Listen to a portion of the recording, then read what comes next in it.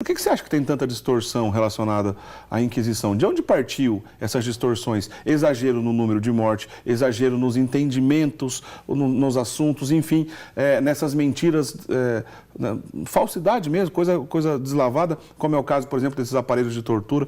Enfim, por que tem tanta mentira sobre isso? Isso tudo começa no século XVI, com a Reforma Protestante. Quando houve a cisão de Martinho Lutero, para justificar essa separação da Igreja de Cristo, você precisa achar pontos negativos no papado, na história da Igreja. Então, esta propaganda contrária à história da Igreja, ela começa com a Reforma Protestante. Inclusive, se a gente pegar nos próprios escritos dos reformadores protestantes, já se fala da Inquisição, já se fala mal da Inquisição desde essa época.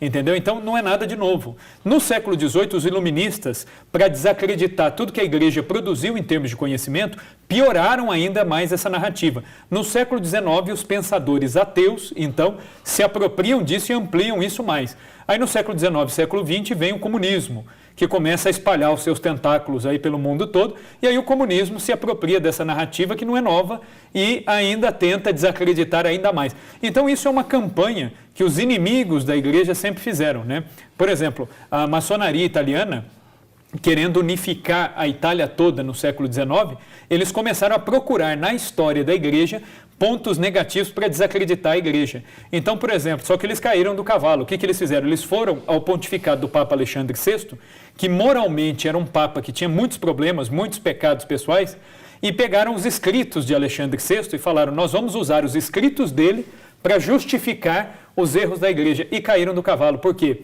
Quando pegaram os escritos de Alexandre VI, os próprios maçons se deram conta de que, embora o Alexandre VI tivesse uma vida moral ruim, os escritos dele, como Papa e enquanto Papa, não ensinavam nada em desacordo com a fé e a moral da Igreja, que é o dogma que o Pio IX proclamou da infalibilidade papal. A gente vê que a própria maçonaria constatou isso. Imagine nós que somos católicos, temos o dever de conhecer para amar a Igreja.